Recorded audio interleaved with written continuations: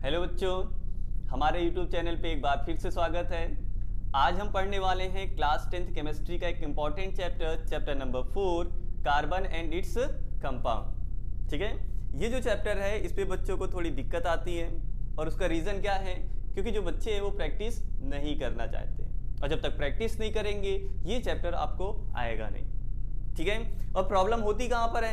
Chemical reactions में। किसमें? Chemical reaction में। जैसे अल्कोहल है, अल्कोहल के साथ हमने सल्फ्यूरिक एसिड लिया तो किसका फॉर्मेशन होगा? ठीक है, अल्कोहल की रिएक्शन सोडियम से करवा दिया, क्या फॉर्म होगा?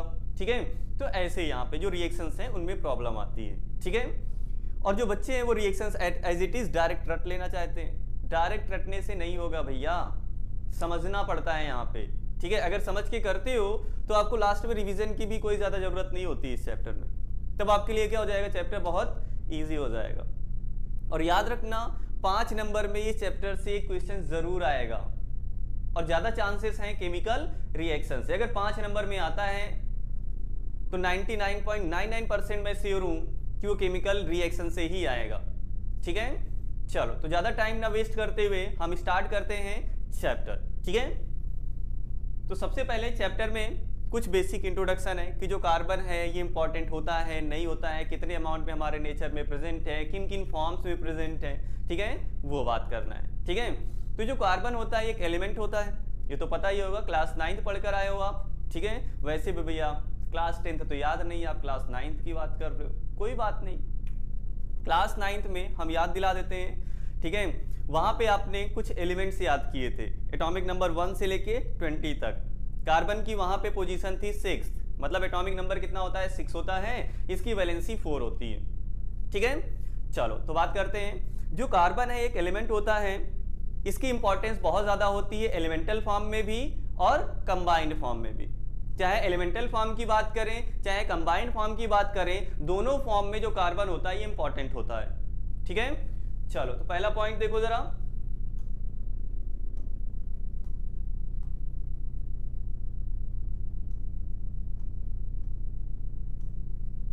देखो कार्बन इज एन एलिमेंट। ठीक है, कार्बन एक एलिमेंट होता है, ये तो भैया पता ही है, ये रटने की जरूरत नहीं है। Which is of immense significance to us both in its elemental form and its combined form. ठीक है, मतलब ये एलिमेंटल फॉर्म में भी और कंबाइंड फॉर्म में भी हमारे लिए बहुत इंपॉर्टेंट होता है। ठीक है, फिर नेक्स्ट पॉइंट ये देखो जरा, नेक्स्ट पॉइंट क्या कह रहा है? All living structures are carbon based. जितने भी लिविंग स्ट्रक्चर्स हैं, आप बोल सकते हो लिविंग ऑर्गेनिजम्स। ठीक है, जितने भी लिविंग ऑर्गेनिजम्स हैं या उनके अंदर जितने भी लिविंग स्ट्रक्चर्स हैं वो कार्बन के कंपाउंड्स के, या बोलो कि कार्बन उसमें प्रेजेंट है। ठीक है, अब कैसे भैया?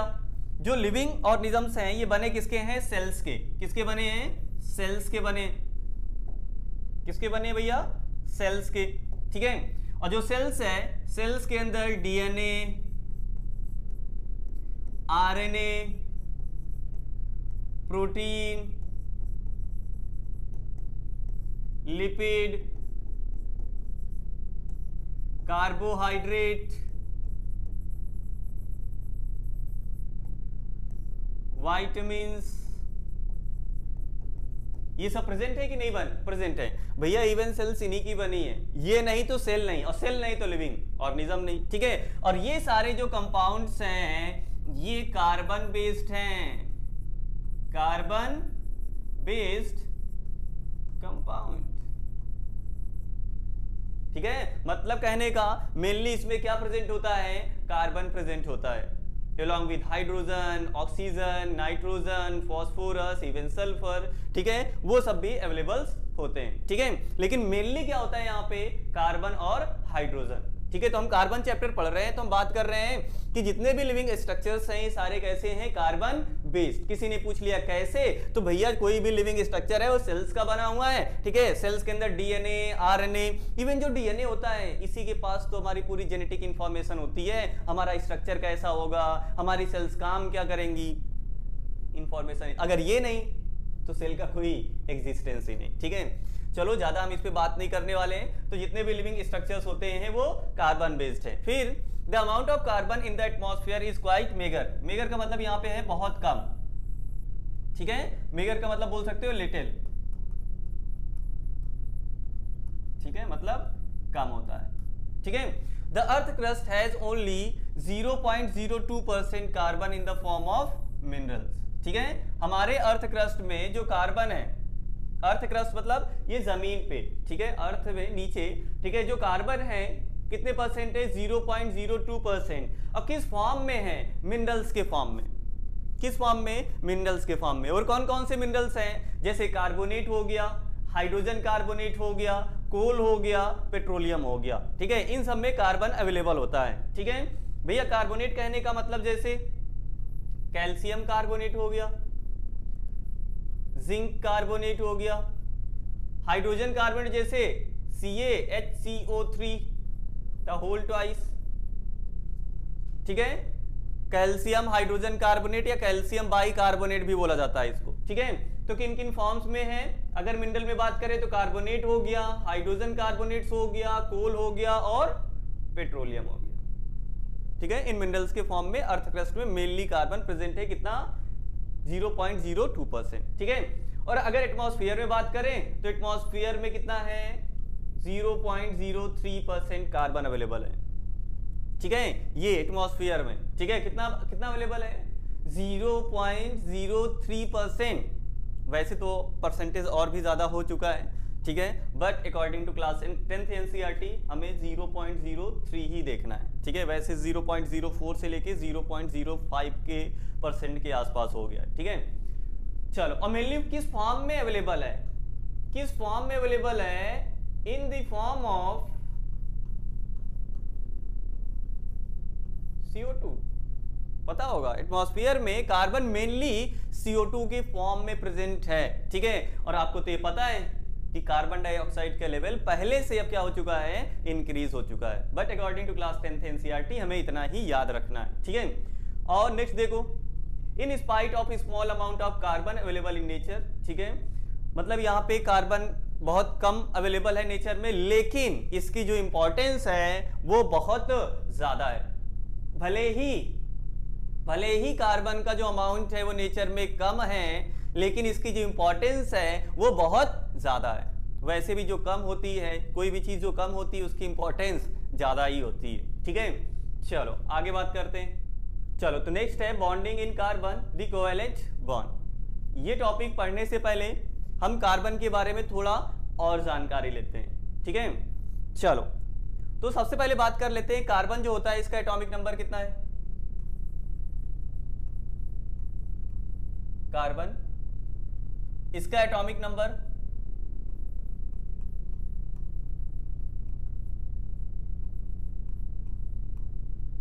NO तो समझ जाओगे ना नंबर, वैसे सब लोग यही रिप्रेजेंट करते होंगे, कितना, 6, ठीक है। इसमें नंबर ऑफ प्रोटॉन्स की बात करें हम, नंबर ऑफ प्रोटॉन्स की बात करें कितने, 6, और नंबर ऑफ इलेक्ट्रॉन की बात करें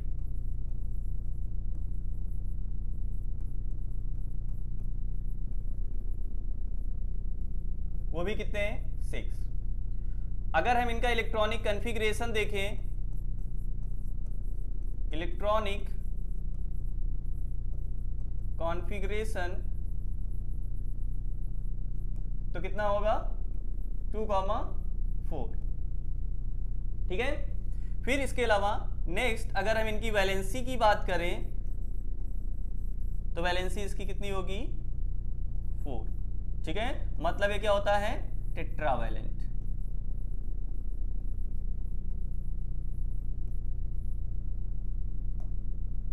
तो इतना आपको पता होगा। कार्बन का एटॉमिक नंबर 6 होता है। नंबर ऑफ प्रोटॉन की बात करें उसके न्यूक्लियस में, ठीक है, कितने, 6। नंबर ऑफ इलेक्ट्रॉन कितने हैं, 6 हैं। इलेक्ट्रॉनिक कॉन्फ़िगरेशन हो जाएगा 2,4। इसके अलावा इसकी वैलेंसी कितनी हो जाएगी, 4 हो जाएगी। और अगर हम इनको सेल्स के फॉर्म में रिप्रेजेंट करें तो ये इनका न्यूक्लियस हो गया, ठीक है। ये इनका पहला सेल,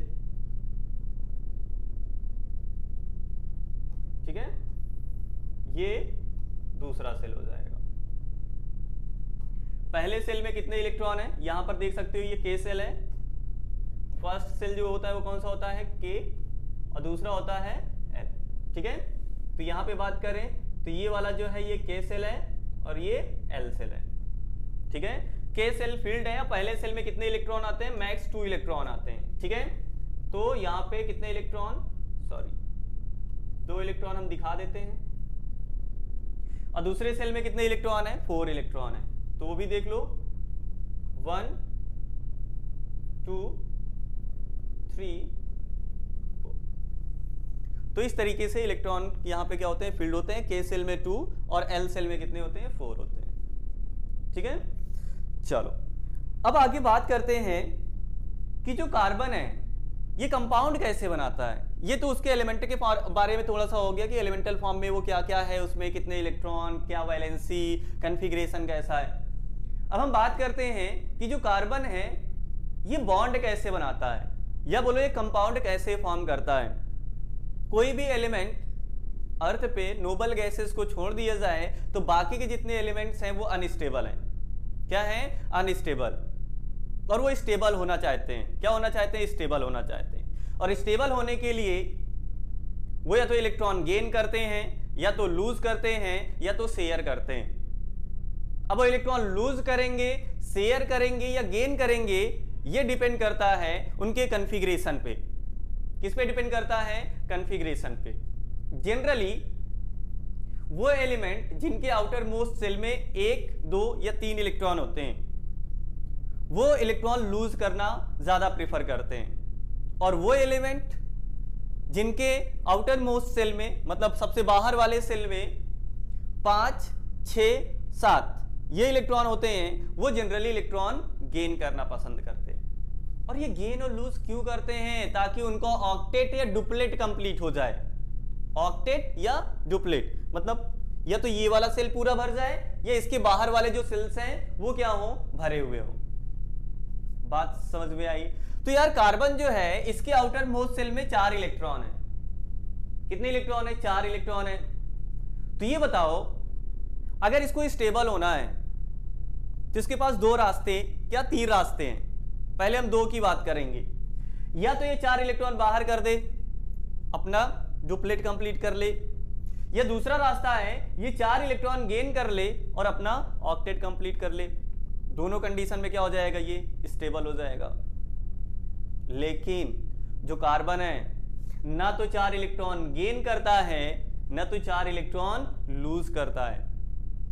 क्यों नहीं करता भैया, बाकी के तो कर रहे हैं, 1, 2, 3 वाले कर रहे हैं, वहां पे लूज कर रहे हैं, 5, 6, 7 वाले गेन कर रहे हैं, लेकिन ये क्यों नहीं कर रहे। तो बीच में तो इसके पास तो 2 रास्ते हैं।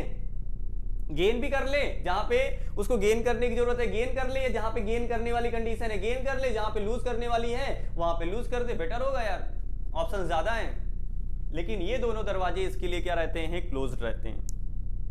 ठीक है, रीजन क्या है, आओ समझते हैं इसको। अब देखो, आपको पता होगा कि जो इलेक्ट्रॉन्स होते हैं ये कहां पर अवेलेबल होते हैं, सेल्स में। क्लास 10th के पॉइंट ऑफ व्यू से हम बात कर रहे हैं। ठीक है, वैसे सेल्स के अंदर सबसेल और सबसेल के अंदर ऑर्बिटल्स होते हैं, लेकिन उनकी बात नहीं करेंगे। ठीक है, और जो प्रोटॉन्स होते हैं वो न्यूक्लियस में होते हैं। कहां पर होते हैं, न्यूक्लियस में। ठीक है, और ये जो इलेक्ट्रॉन है इस प्रोटॉन के अराउंड रिवॉल्व करता रहता है। जो इलेक्ट्रॉन है इस प्रोटॉन के अराउंड, या बोले न्यूक्लियस के अराउंड क्या करता रहता है, रिवॉल्व करता रहता है by the attraction of proton. ठीक है, जैसे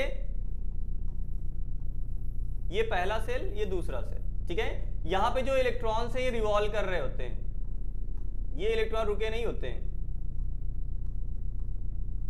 ठीक है, और प्रोटॉन इनको अपनी तरफ क्या कर रहा होता है, खींच रहा होता है, इनको एक फोर्स दे रहा होता है, सेंट्रीपिटल फोर्स। कौन सा फोर्स, सेंट्रीपिटल फोर्स। ठीक है, जिसके कारण इलेक्ट्रॉन इस सेल में या इस पोजीशन पे क्या रहते हैं, टिके हुए होते हैं। अगर यहाँ पे जो प्रोटॉन है अगर इनको अट्रैक्टिव फोर्स ना प्रोवाइड करे तो ये इलेक्ट्रॉन भाग जाएंगे, बाहर चले जाएंगे। तो इलेक्ट्रॉन किसके अट्रैक्शन के कारण रिवॉल्व कर रहे हैं, प्रोटॉन के अट्रैक्शन के कारण। अट्रैक्शन ज्यादा होगा अट्रैक्शन ज्यादा होगा तो इलेक्ट्रॉन जो है टाइटली बाउंड होंगे इससे, न्यूक्लियस से, और उनको निकालना मुश्किल होगा। अगर आपका अट्रैक्शन किसी से ज्यादा है तो उससे दूर करना आपको आसान होगा कि मुश्किल होगा? मुश्किल होगा भैया। आप किसी से अट्रैक्टेड ज्यादा हो और हम चाहते हैं कि हम आपको उससे अलग कर दें, तो क्या ये हमारे लिए आसान होगा? आसान नहीं होगा भैया, बहुत पापड़ बेलना पड़ेगा वहां पे, मतलब हमें एनर्जी बहुत ज्यादा लगानी पड़ेगी। लेकिन अगर आपका अट्रैक्शन किसी से कम है, कोई भी हो, A to Z, ठीक है, अगर आपका अट्रैक्शन किसी से कम है तो हम आपको आसानी से उससे अलग कर सकते हैं। हमें मेहनत ज्यादा नहीं करनी पड़ेगी, मतलब एनर्जी हमें ज्यादा नहीं लगानी पड़ेगी। वही कॉन्सेप्ट लगाओ यहां पे, अट्रैक्शन ज्यादा, स्टेबिलिटी ज्यादा, और वो अट्रैक्शन को खत्म करने के लिए एनर्जी ज्यादा लगानी पड़ेगी। अट्रैक्शन अगर कम है तो एनर्जी कम लगानी पड़ेगी, सिंपल सी बात समझ में आई? तो जितना ज्यादा अट्रैक्शन होगा उतनी हमें एनर्जी ज्यादा लगानी पड़ेगी इनको बाहर कराने के लिए। अगर अट्रैक्शन कम होगा तो आसानी से क्या हो जाएंगे? बाहर हो जाएंगे। ठीक, चलो आओ देखो जरा। अब जो कार्बन है, कार्बन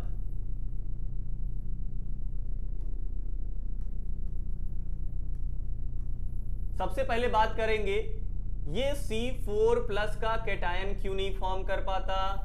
देन बात करेंगे C4- का ये एनायन क्यों नहीं फॉर्म कर पाता। ये एनायन है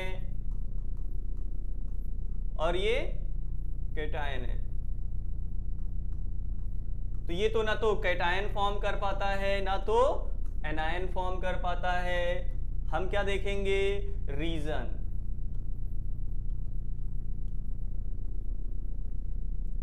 ठीक है, चलो आओ देखो।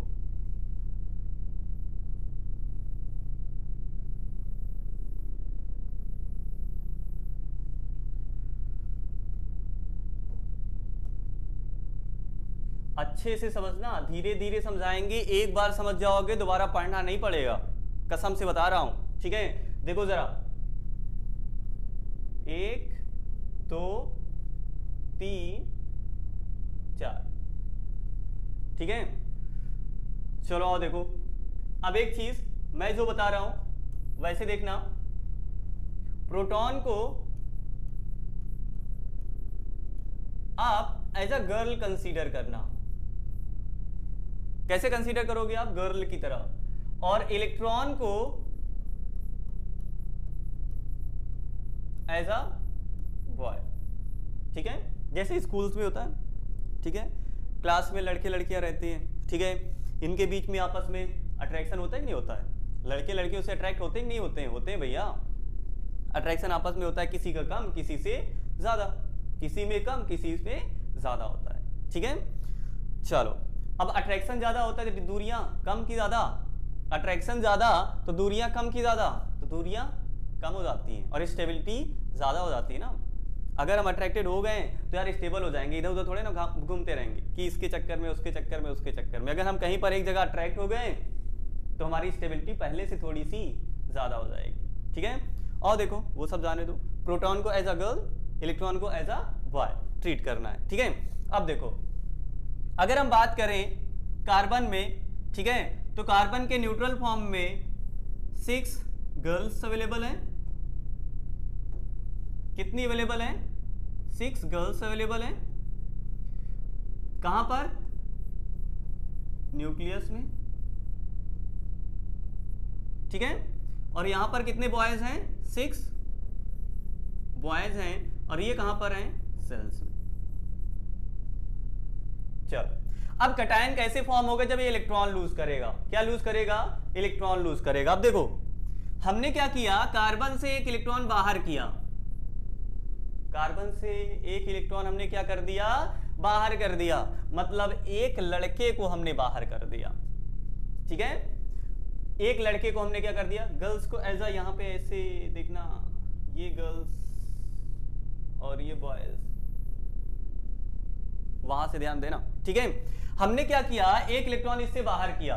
जब एक इलेक्ट्रॉन इससे हमने बाहर कर दिया, मतलब हमने क्या बाहर कर दिया? एक बॉय हमने यहां से बाहर कर दिया। क्या गर्ल्स वहां पे कम ज्यादा किया? क्या नहीं, वो तो उतनी ही है। अब देखो जो हमने एक इलेक्ट्रॉन बाहर किया तो अभी भी गर्ल्स कितनी है? यहां पे 6 गर्ल्स हैं। लेकिन बॉयज कितने हो गए, 5 बॉयज हो गए।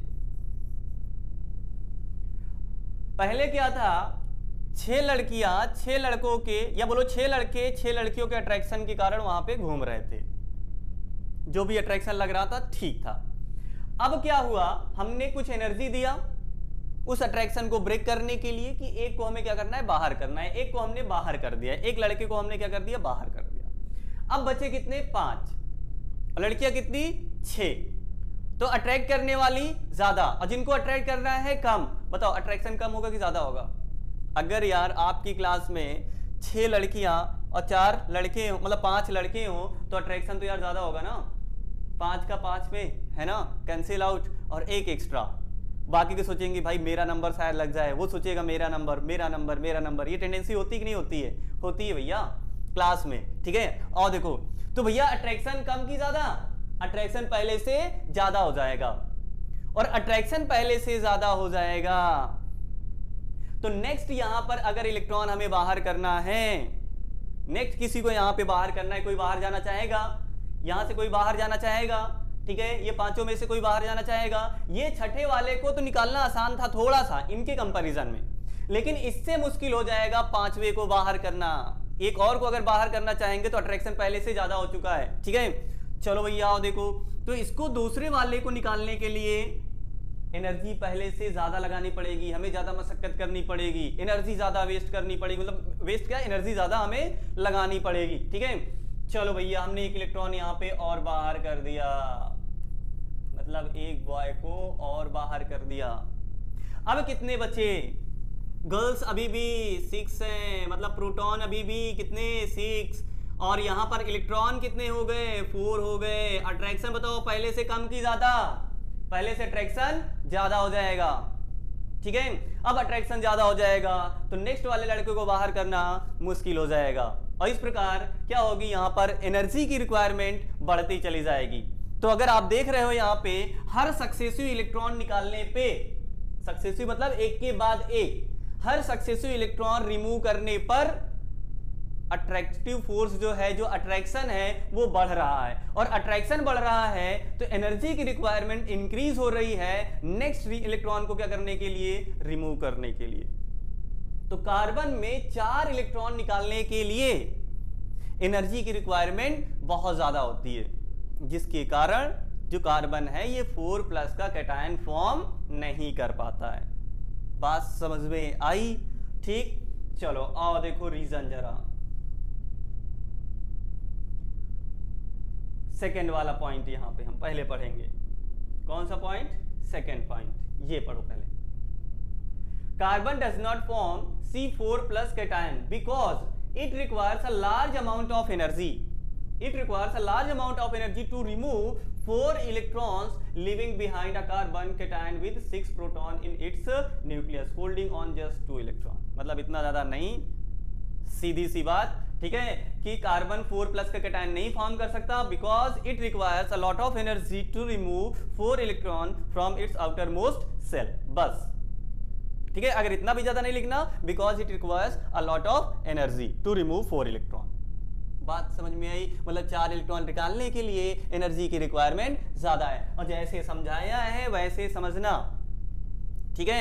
ऐसे एक घर पे एक दो बार प्रैक्टिस कर लेना यार, दोबारा नहीं पढ़ना पड़ेगा, एग्जाम में कई बार आ चुका है, कई बार आ चुका है, ठीक है। चलो आओ देखो जरा नेक्स्ट। अब जो कार्बन है ये 4- का क्यों नहीं फॉर्म कर सकता, अगर ये कॉन्सेप्ट क्लियर है तो ये भी इजी हो जाएगा आपके लिए, ये आपके दिमाग में सेट हो गया होगा तो ये भी क्या हो जाएगा, आपके लिए इजी हो जाएगा। आओ देखो कैसे, अब इसको हटा दे थोड़ा, है ना,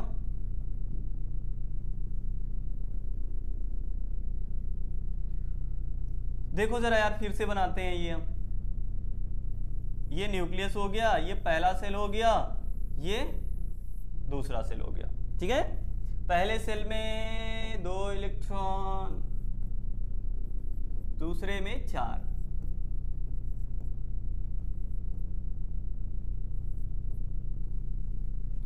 चलो अगर इसे C4- का मतलब एनायन फॉर्म करना है, मतलब कितने इलेक्ट्रॉन गेन करने पड़ेंगे, 4 इलेक्ट्रॉन गेन करने पड़ेंगे। आओ देखो भैया, अब देखो यहां पे लड़के कितने थे, 6 थे, 6 लड़के थे 6 लड़कियां थी, मतलब 6 प्रोटॉन थे 6 इलेक्ट्रॉन थे, 6 प्रोटॉन और 6 यहाँ पे टोटल इलेक्ट्रॉन है।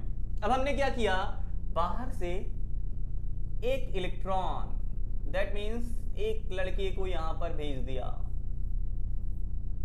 ठीक है, मतलब आप एक क्लास में बैठे थे, आप एक क्लास में थे जहां पे 6 लड़कियां 6 लड़के थे अवेलेबल।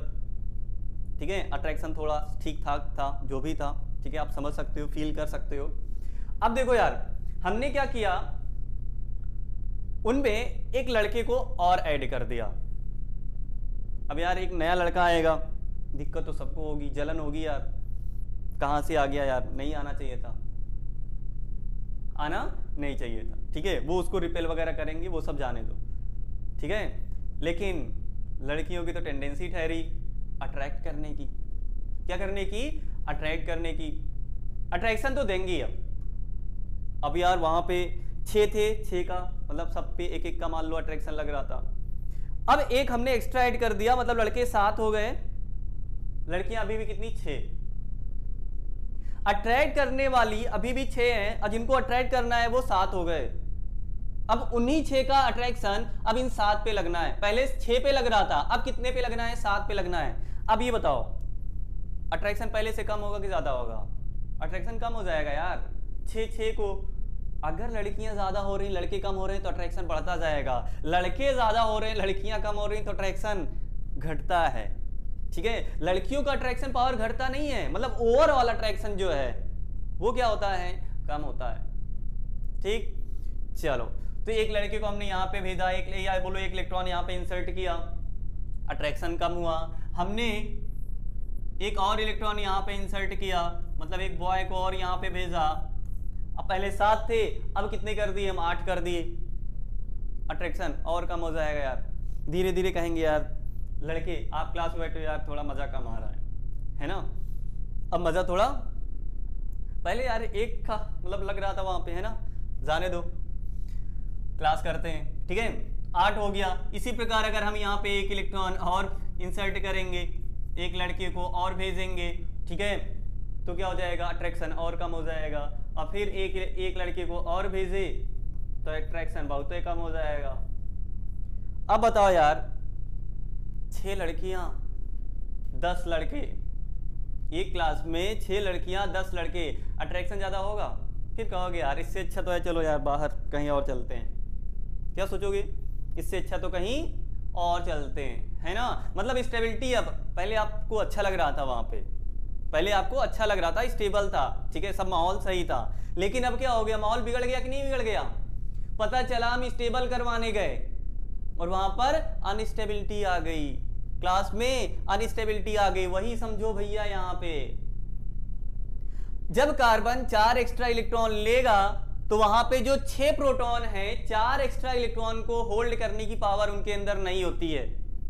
कार्बन के अंदर जो 6 प्रोटॉन्स होते हैं उनके अंदर 4 एक्स्ट्रा इलेक्ट्रॉन, 4 एक्स्ट्रा की बात कर रहा हूं, एक्स्ट्रा 4, ठीक है, 4 एक्स्ट्रा इलेक्ट्रॉन को होल्ड करने की पावर नहीं होती है, जिसके कारण कार्बन 4- का एनायन फॉर्म नहीं कर पाता है। ठीक है, तो क्या लिखोगे? Carbon can not form 4- anion because the 6 proton in the carbon can not hold 4 extra electron. बात समझ में आई?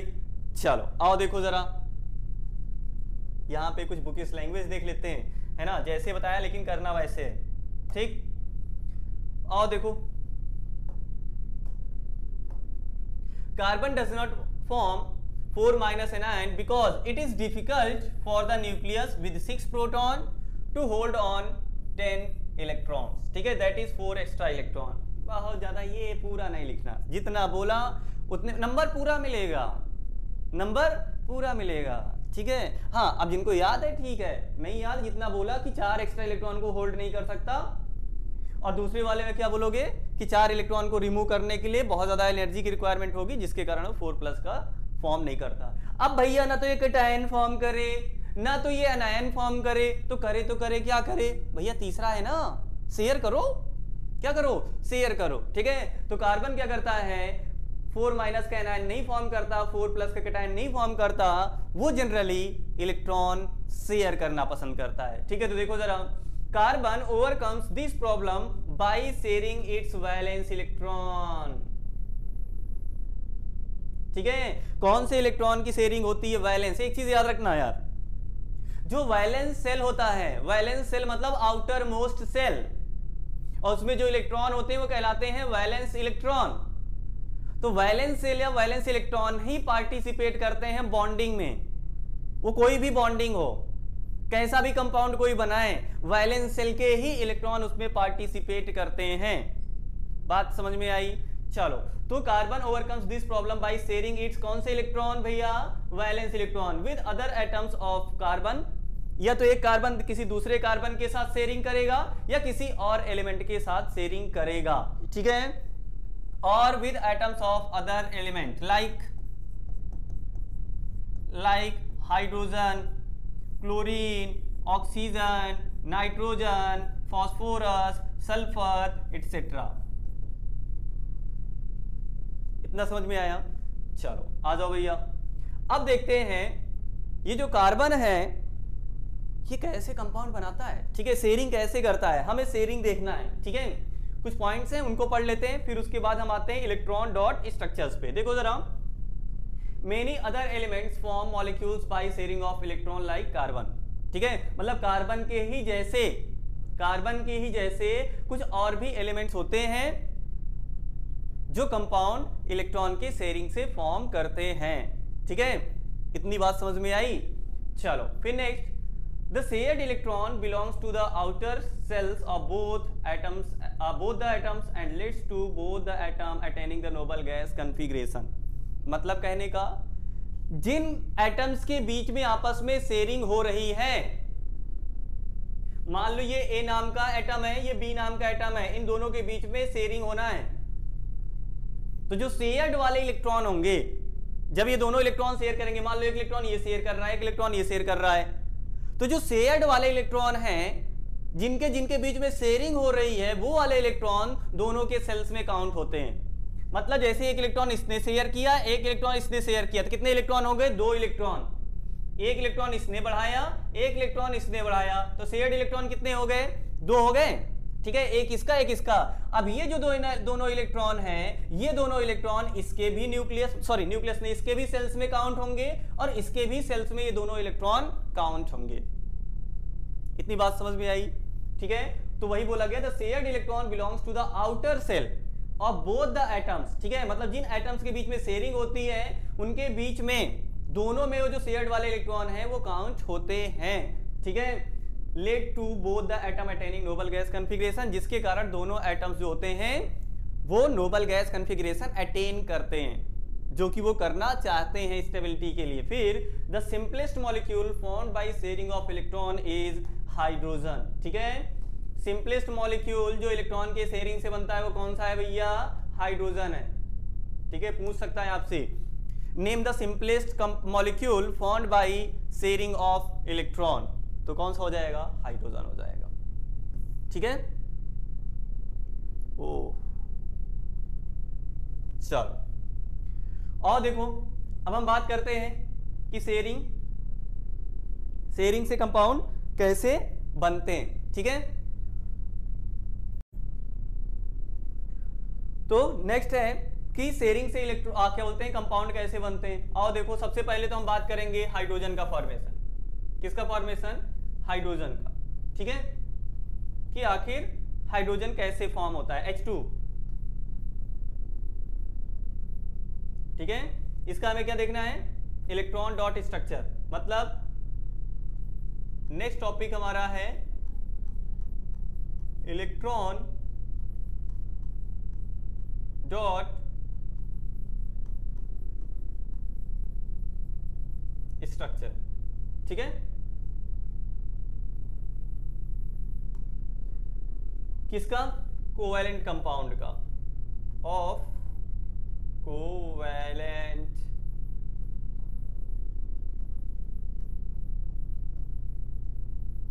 कंपाउंड। ठीक है, या मॉलिक्यूल्स। सबसे सिंपलेस्ट हम हाइड्रोजन की बात करेंगे। किसकी बात करेंगे? हाइड्रोजन की। मतलब हमें H2 फॉर्मेशन देखना है। कैसे होगा? सबसे पहले जो जिस एलिमेंट का हमें स्ट्रक्चर बनाना है उसको एलिमेंटल फॉर्म में लिखो H, उसका एटॉमिक नंबर लिख लो कितना है 1 है, उसका इलेक्ट्रॉनिक कॉन्फ़िगरेशन कर लो कितना 1, और वैलेंस सेल में मतलब सबसे बाहर वाले सेल में जितने इलेक्ट्रॉन हैं वो आप दिखा दो। ठीक है, कैसे दिखाओगे? ये आप एलिमेंट लिखे, एक सर्कल बनाओ, क्या बनाओ? सर्कल,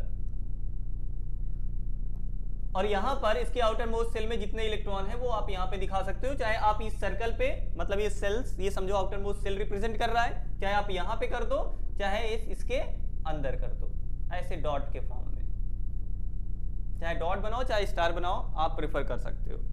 हमने ये कर दिया, आउटर मोस्ट सेल का जो इलेक्ट्रॉन है यहाँ पे हमने लिख दिया। ठीक है, अब आपको H2 बनाना है, मतलब इसके जैसे एक हाइड्रोजन और लेना है, क्योंकि ये तो एक ही हाइड्रोजन है ना, तो इसके जैसे आपको एक हाइड्रोजन और चाहिए। ठीक है भैया, इसके जैसे हमने एक हाइड्रोजन और ले लिया।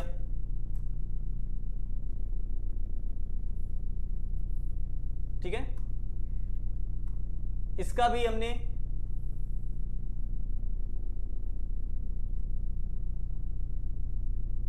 न्यूक्लियस ले लिया, सॉरी न्यूक्लियस नहीं, सेल, और इसमें भी हमने बाहर एक इलेक्ट्रॉन दिखा दिया, इसमें भी हमने इलेक्ट्रॉन दिखा दिया। अब क्या करना है, इन दोनों के बीच में इलेक्ट्रॉन की शेयरिंग होनी है, इन दोनों के बीच में, ये एटम और ये एटम दोनों हाइड्रोजन के एटम है, इनके बीच में इलेक्ट्रॉन की क्या होनी है? शेयरिंग होनी है। इलेक्ट्रॉन की जब शेयरिंग होती है तो यहाँ पे जो ये सेल्स हैं या जो ऑर्बिटल्स, ऑर्बिटल जाने दो, सेल्स, इन सेल्स की ओवरलैपिंग होती है। क्या होती है? ओवरलैपिंग। जैसे ये सेल ये ओवरलैप कर रहे हैं, एक के ऊपर एक ओवरलैप। ठीक है, तो ये सेल्स क्या करेंगे? आपस में ओवरलैप करेंगे ड्यूरिंग शेयरिंग ऑफ इलेक्ट्रॉन। जब वो इलेक्ट्रॉन शेयर कर रहे होंगे तो वहां पे ऑर्बिटल्स ओवरलैप करते हैं, बोलो जो सेल्स हैं वो आपस में क्या करते हैं? ओवरलैप करते हैं। ठीक है, तो देखो जरा, ये सिलेक्ट हो जाएगा यार, ओह नो,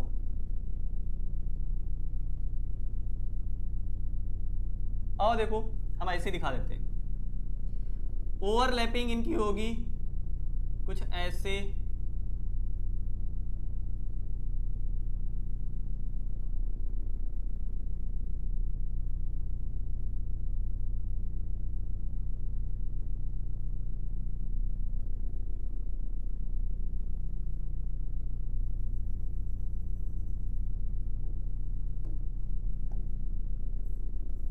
ये। ठीक है, पहले देखना जरा, पहले कैसे थे? अलग अलग थे। ठीक है, यहां पे ऑर्बिटल्स ओवरलैप थे क्या? नहीं। अब इनके बीच में इलेक्ट्रॉन की शेयरिंग होगी। क्या होगी? इलेक्ट्रॉन की शेयरिंग। जब इलेक्ट्रॉन की शेयरिंग होगी तो ये ऑर्बिटल्स आपस में क्या कर जाएंगे? ओवरलैप कर जाएंगे। तो देखो जरा, ओवरलैपिंग, तो ये क्या हो रही है? ओवरलैपिंग। अब देखो ऑर्बिटल्स क्या हो गए? ओवरलैप कर गए इतना, ये देखो ना, ये ऑर्बिटल्स इतने ओवरलैप्ड हैं, ये पोर्शन।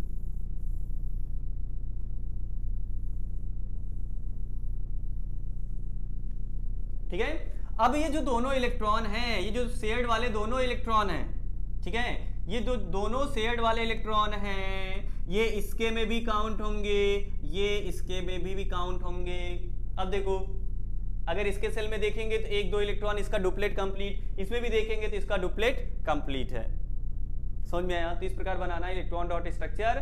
पहले वो जो एलिमेंट है वो एलिमेंट लिखो, उसका कॉन्फ़िगरेशन करो, ठीक है, एटॉमिक नंबर लिख दो, फिर उसका कॉन्फ़िगरेशन कर लो। कॉन्फ़िगरेशन करने के बाद उनको सेल्स में आप ऐसे दिखा दो, जैसे हाइड्रोजन है ये दिखाओ आप, और आउटर मोस्ट सेल दिखाओगे, और उसका वहां पे जितने इलेक्ट्रॉन है बाहर, जितने हैं पूरे दिखाने हैं आपको। ठीक है, अब अगर एक एक इलेक्ट्रॉन की शेयरिंग हुई है तो उनके बीच में लास्ट में आप बॉन्ड बना के दिखा दो ऐसे। अगर सिंगल सिंगल इलेक्ट्रॉन की शेयरिंग हुई है तो सिंगल बॉन्ड बनता है, 2 2 इलेक्ट्रॉन की शेयरिंग हुई है तो यहां पे डबल बॉन्ड बनता है, और इसके अलावा अगर 3 3 इलेक्ट्रॉन की शेयरिंग हुई है, 3 3 इलेक्ट्रॉन की शेयरिंग हुई है तो ट्रिपल बॉन्ड बनता है। और कोई भी एक एलिमेंट डायरेक्ट में किसी दूसरे एलिमेंट के साथ 3 बॉन्ड से ज्यादा शेयर नहीं कर सकता है। डायरेक्ट की बात कर रहा हूं। ठीक है, अगर एक एक इलेक्ट्रॉन की शेयरिंग सिंगल बॉन्ड, 2 2 की डबल बॉन्ड, अगर 3 3 की ट्रिपल बॉन्ड। चलो अब नेक्स्ट हमें देखना है O2, ऑक्सीजन देख लें,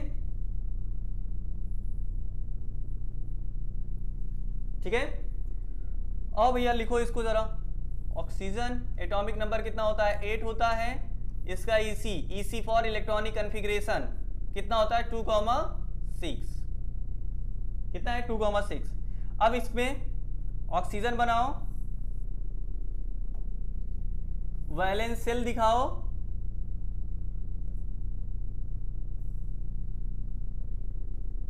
और इनके 6 के 6 इलेक्ट्रॉन यहां पे आप दिखा दो। बाहर वाले इलेक्ट्रॉन दिखाने, ये वाले इलेक्ट्रॉन 1 2 3 4 5 6 हमने दिखा दिया, ठीक है। 6 इलेक्ट्रॉन आउटर मोस्ट सेल के जो इलेक्ट्रॉन है हमने यहां पे रिप्रेजेंट कर दिया, ठीक है। हमें बनाना क्या है, O2 बनाना है। O2 के लिए कितने ऑक्सीजन चाहिए, 2 ऑक्सीजन चाहिए, तो हमें लेना कितने हैं, 2 लेने हैं। अब ओवरलैपिंग करानी है, हमने ये सब दिखा दिया, ये सब दिखा दिया। इसके बाद क्या करानी है, ओवरलैपिंग करानी है। आओ देखो ओवरलैपिंग कैसे करानी है। ये पहला ऑक्सीजन, ये इसका सेल हो गया, ये इसके इलेक्ट्रॉन, ठीक है। इनको ऐसे बनाओ कि आपको कितने इलेक्ट्रॉन की शेयरिंग करवानी है। यहाँ पे इसको स्टेबल होने के लिए 2 चाहिए, और दूसरे वाले को भी कितने चाहिए, 2 चाहिए। तो कितने कितने इलेक्ट्रॉन की शेयरिंग होगी, 2 इलेक्ट्रॉन। जितने स्टेबल होने के लिए चाहिए उतने इलेक्ट्रॉन की शेयरिंग करेंगे वो, ठीक है। तो 2 इलेक्ट्रॉन की शेयरिंग करेंगे, तो 2 3 4 और 2 इलेक्ट्रॉन यहाँ पे इनका आगे करके दिखा दो, क्योंकि ओवरलैप कराना है ना। चलो हमने दूसरा यहाँ पे ऑक्सीजन ले लिया। अब इसका ऑर्बिटल, ये बात,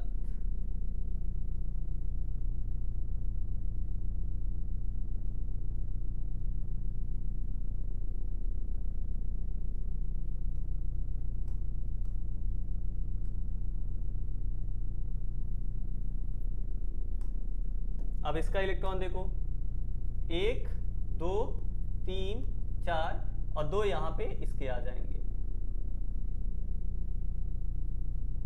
ठीक है। मतलब 2 इलेक्ट्रॉन इसने दिया, 2 इलेक्ट्रॉन इसने दिया, ऑर्बिटल्स की यहां पे क्या हो गई, ओवरलैपिंग हो गई, ठीक है। अब काउंट करो, दोनों के सेल में काउंट करो जरा, टोटल इलेक्ट्रॉन काउंट करो। 1 2 3 4 5 6 7 8, 8 इसके में भी कंप्लीट। इसके में देखो 1 2 3 4 5 6 7 8, 8 इसका भी कंप्लीट। मतलब ये भी स्टेबल, ये भी स्टेबल। कितने कितने इलेक्ट्रॉन की शेयरिंग हुई है, 2 इलेक्ट्रॉन। तो बॉन्ड कितना बनेगा, O डबल बॉन्ड O, ठीक। चलो नेक्स्ट,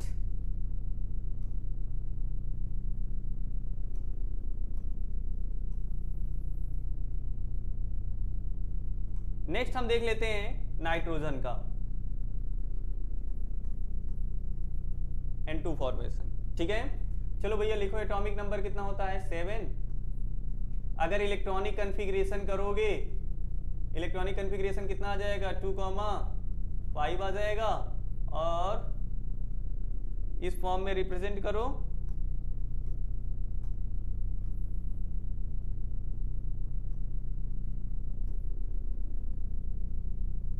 कितने इलेक्ट्रॉन दिखाओगे बाहर, कितने हैं, 5 इलेक्ट्रॉन, ठीक है। तो दिखाओ आप 1 2 3 4 5, क्योंकि N2 है तो 2 नाइट्रोजन, और स्टेबल होने के लिए 3 इलेक्ट्रॉन चाहिए, तो 3 इलेक्ट्रॉन की क्या होनी है, यहाँ पे शेयरिंग होनी है, ठीक है।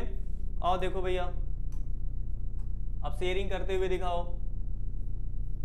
नाइट्रोजन 1,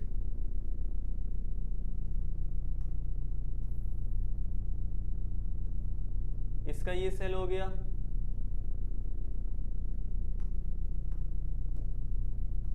इसके इलेक्ट्रॉन 1 2 3 4 5, ऐसे ही दूसरा नाइट्रोजन है,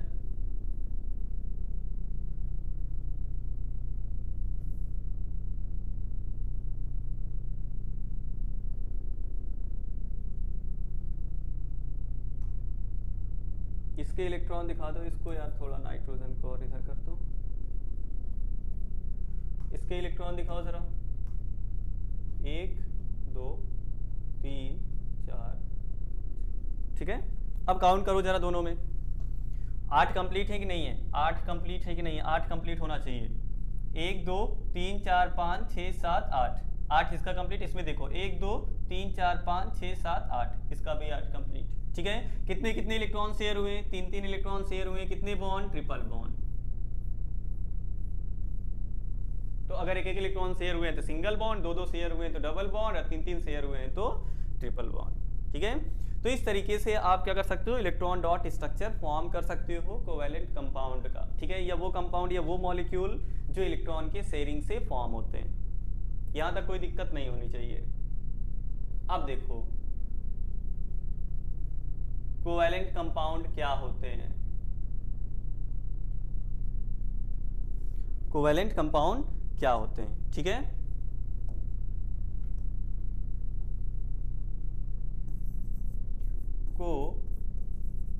कोवैलेंट कंपाउंड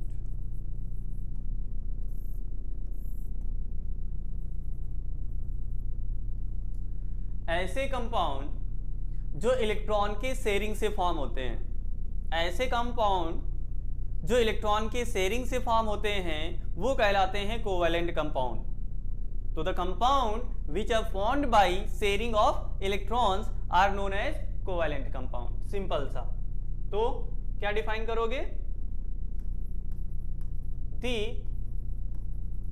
कंपाउंड्स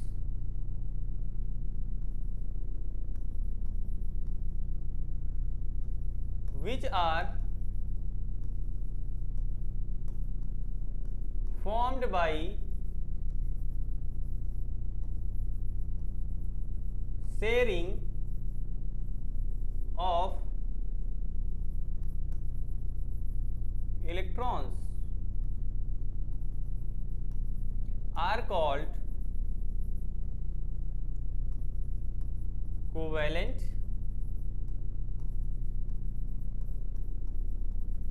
कंपाउंड, ठीक है।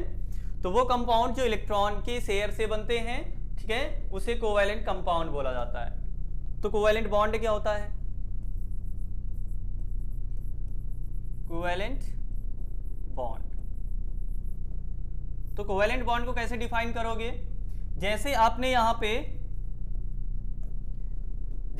यहां पे कोवैलेंट कंपाउंड यहां पे वो किया है, डिफाइन किया है, वैसे ही आप कोवैलेंट बॉन्ड भी डिफाइन करोगे, ठीक है। बस कंपाउंड की जगह आप क्या लगा दोगे, कंपाउंड की जगह आप बॉन्ड लगा दोगे, कंपाउंड की जगह आप बॉन्ड लगा दोगे, ठीक है। यहां पे बॉन्ड आ जाएगा, यहां पे बॉन्ड आ जाएगा। अब रीड करो जरा, the bond which are formed by sharing of electrons are called covalent bond, ठीक। देखो, the bond formed by sharing of electrons are called covalent bond। इतनी बात समझ में आई। आओ देखो, अब यहां पे क्या होता है कि जो कोवैलेंट बॉन्ड्स होते हैं, सॉरी कोवैलेंट कंपाउंड होते हैं, क्या होते हैं, जो कोवैलेंट कंपाउंड होते हैं, मान लो जैसे आप कार्बन डाइऑक्साइड ले लो, नहीं, हाँ ठीक है, कार्बन डाइऑक्साइड तो गैसियस स्टेट में होता है, कोई सॉलिड वाला लेते हैं, जैसे मान लो यार ग्लूकोज है, ठीक है, या मान लो कि आपका कार्बोहाइड्रेट है, ठीक है, ग्लूकोज की बात करते हैं, किसकी बात करते हैं, ग्लूकोज की। Formula C6H12O6। मान लो ये ग्लूकोज का एक मॉलिक्यूल है, ये ग्लूकोज का दूसरा मॉलिक्यूल है, ये ग्लूकोज का तीसरा मॉलिक्यूल, चौथा मॉलिक्यूल, पांचवा मॉलिक्यूल, ऐसे जब सॉलिड फॉर्म में तो ऐसे इनके मॉलिक्यूल्स पाए जाते हैं। ये C6H12O6 सेम ऐसे,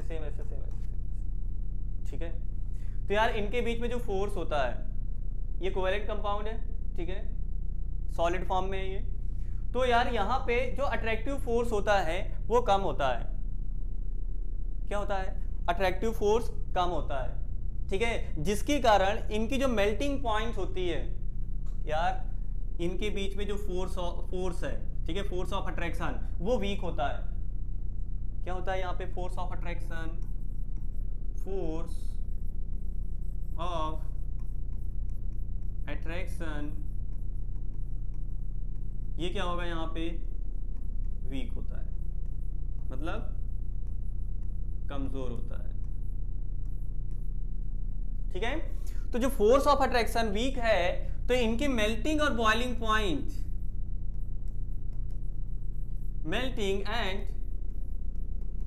बॉइलिंग पॉइंट, वो क्या होगा? लो होगा, क्योंकि फोर्स वीक है, अट्रैक्टिव फोर्स इसमें वीक है, तो इनको मेल्ट करना क्या हो जाएगा? आसान हो जाएगा। जितना ज्यादा फोर्स उतनी ज्यादा हमें एनर्जी लगानी पड़ेगी, क्या करने के लिए? उनको मेल्ट करने के लिए। अगर फोर्स ऑफ अट्रैक्शन कम हुआ तो एनर्जी हमें कम लगानी पड़ेगी उनको मेल्ट करने के लिए। समझ में आया? तो आयनिक कंपाउंड आप पढ़े हो चैप्टर नंबर 3। आयनिक कंपाउंड में मेल्टिंग पॉइंट और बॉइलिंग पॉइंट ज्यादा होती है, क्योंकि वहां पे फोर्स ऑफ अट्रैक्शन जो होता है मॉलिक्यूल्स के बीच में वो ज्यादा होता है।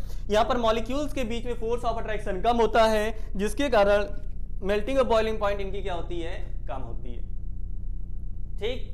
चलो, इसके अलावा एक चीज और, जब इनको हम ब्रेक करते हैं, जब इनको हम क्या करेंगे? ब्रेक करेंगे। जब इनको हम सेपरेट करते हैं, कोवेलेंट कंपाउंड के मॉलिक्यूल्स को जो हम सेपरेट करते हैं, तो यहाँ पे आयंस जनरेट नहीं होते हैं। क्या नहीं जनरेट होते? आयंस। और अगर आयंस जनरेट नहीं होते हैं तो बताओ क्या ये इलेक्ट्रिसिटी कंडक्शन करेंगे? इलेक्ट्रिसिटी कंडक्शन नहीं करेंगे।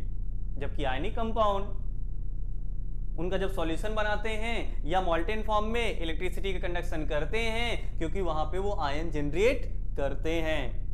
लेकिन कोवैलेंट कंपाउंड आयन जनरेट नहीं कर पाते हैं, जिसके कारण ये इलेक्ट्रिसिटी कंडक्शन नहीं कर पाते और पुअर कंडक्टर होते हैं। अब पढ़ो जरा ये पॉइंट, जरा देखो यहां देखो जरा, यहां पे क्या है? Most carbon compounds are poor conductor of electricity because they do not generate any ions. ठीक है, चाहे आप बोलो कार्बन कंपाउंड्स, चाहे बोलो कोवैलेंट कंपाउंड। कार्बन कौन सा कंपाउंड बनाता है? कोवैलेंट कंपाउंड ही तो बनाता है ना यार। कार्बन कौन सा कंपाउंड बनाता है? Covalent compound. ठीक है, तो यहां पे कार्बन कंपाउंड दिया हो या कोवैलेंट कंपाउंड दिया हो, कोवैलेंट कंपाउंड, बात वही है, are poor conductor of electricity because they do not generate any ion. ठीक, नेक्स्ट क्या है? Melting and boiling point of carbon compounds are low as compare to ionic compound. Ionic compound की तुलना में यहाँ पे मेल्टिंग और बॉइलिंग पॉइंट वीक होती है, मतलब लो होता है। रीजन क्या है? Because the force of attraction between the molecule is not very strong, क्योंकि यहां पर जो मॉलिक्यूल्स के बीच में फोर्स ऑफ अट्रैक्शन है वो ज्यादा स्ट्रॉन्ग नहीं होता। जबकि अगर हम बात करें आयनिक कंपाउंड में तो वहां पे स्ट्रॉन्ग फोर्स एग्जिस्ट करता है। कोई दिक्कत नहीं होनी चाहिए, नहीं होनी चाहिए, नहीं होनी चाहिए। देखो, कोवैलेंट बॉन्ड हम पहले एक्सप्लेन कर चुके हैं, यहाँ पे फिर से the bond formed by sharing of electron pair between two atoms are known as covalent bond. फिर covalently bonded molecules are seen to have strong bond. ठीक है, जो कोवैलेंट बॉन्डेड मॉलिक्यूल्स होते हैं वहां पे स्ट्रॉन्ग बॉन्ड होता है विद इन द मॉलिक्यूल्स, एक मॉलिक्यूल के अंदर। और वहां पे नहीं कह दोगे भैया अभी तो आप कह रहे हो इनका मेल्टिंग बॉइलिंग पॉइंट कम होता है क्योंकि यहाँ पे वीक फोर्स एग्जिस्ट करता है। तो भैया एक मॉलिक्यूल के अंदर मैं बात कर रहा हूं और वो मॉलिक्यूल्स के बीच में था, वो बिटवीन द मॉलिक्यूल था और ये इन द मॉलिक्यूल है। ठीक है, तो covalently bonded molecules are seen to have strong bond within the molecule. ठीक है, जैसे यार ग्लूकोज के अंदर जैसे C6H12O6, इनके अंदर कोवैलेंट बॉन्ड होता है, ना कि ये एक मॉलिक्यूल हो गया ये इसका दूसरा मॉलिक्यूल है, इनके बीच में कोवैलेंट बॉन्ड नहीं होता है। इनके बीच में फोर्स ऑफ अट्रैक्शन होता है, जिसके कारण ये क्या होते हैं आपस में, ये बोलो कि एक साथ एग्जिस्ट करते हैं। तो इनके अंदर जो कोवैलेंट बॉन्ड है, जो बॉन्ड इनके अंदर है वो स्ट्रॉन्ग है, लेकिन एक मॉलिक्यूल और दूसरे मॉलिक्यूल के बीच में जो फोर्स ऑफ अट्रैक्शन है वो कम है। ये चीज समझ में आया?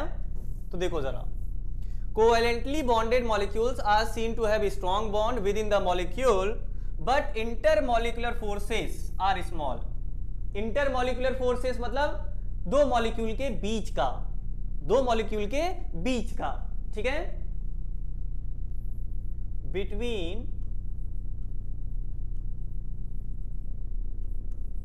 द मॉलिक्यूल, ठीक है। इन बिटवीन का मतलब क्या होता है, बिटवीन द मॉलिक्यूल, या इंटरमॉलिक्यूलर का मतलब क्या होता है, इन बिटवीन द मॉलिक्यूल, ठीक है। This gives rise to a low melting and boiling points in these compounds. ये तो हो चुका है, ठीक है। चलो नेक्स्ट, आगे आगे आगे आगे बात करते हैं एलोट्रॉप की, ठीक है। नेक्स्ट टॉपिक हमारा क्या है, एलोट्रॉप, ठीक है, जिसके बारे में हम पढ़ेंगे अपनी नेक्स्ट क्लास में, ठीक है। एलोट्रॉप हो गया, फिर इसके अलावा टेट्रावैलेंसी और भी जो चीजें हैं वो हम नेक्स्ट क्लास में डिस्कस करेंगे, ठीक है। चलो यहां तक कोई प्रॉब्लम नहीं होनी चाहिए, इजी टॉपिक था, ठीक है। अगर एक बार अच्छे से पढ़ लोगे, ये सब लास्ट में रिवीजन करने की जरूरत नहीं होती है, अच्छे से पढ़ो आप, ठीक है। टाइम ज्यादा लो, टाइम ज्यादा लो, लेकिन पहली बार जब पढ़ो तो अच्छे से पढ़ो, ताकि जब आप रिवीजन करो तो आपको समय ज्यादा ना लगे। और ज्यादातर बच्चे यही गलती करते हैं, वो हर बार बस जैसे रिवीजन भी करते हैं, वो बस ऐसे जल्दी फटाफट पढ़ लिए या जैसे भी है, ये जब फर्स्ट टाइम भी पढ़ते हैं तो जल्दी जल्दी कोर्स खत्म करने की कोशिश करते हैं। भैया कोर्स खत्म करने की कोशिश में नहीं रहो, फर्स्ट टाइम अच्छे से पढ़ो, ठीक है। एक एक टॉपिक चाहे वो पॉइंट मतलब एग्जाम के पॉइंट ऑफ व्यू से इंपॉर्टेंट हो ज्यादा या ना हो, लेकिन जब फर्स्ट टाइम पढ़े तो अच्छे से पढ़ो। जब लास्ट में रिवीजन करना है तो इंपॉर्टेंट वाला जो है उसको ज्यादा पढ़ना है, रिवाइज करना है, जो कम इंपॉर्टेंट है उसको थोड़ा सा कम महत्व देना है। बात समझ में आई, ठीक है। तो पहली बार अच्छे से पढ़ना है और रिवीजन जल्दी जल्दी करना है, धीरे धीरे नहीं, क्योंकि एक बार अच्छे से पढ़ चुके दोबारा रिवीजन आसान हो जाएगा, ठीक है। चलो बाकी मिलते हैं अपनी नेक्स्ट क्लास में, थैंक यू।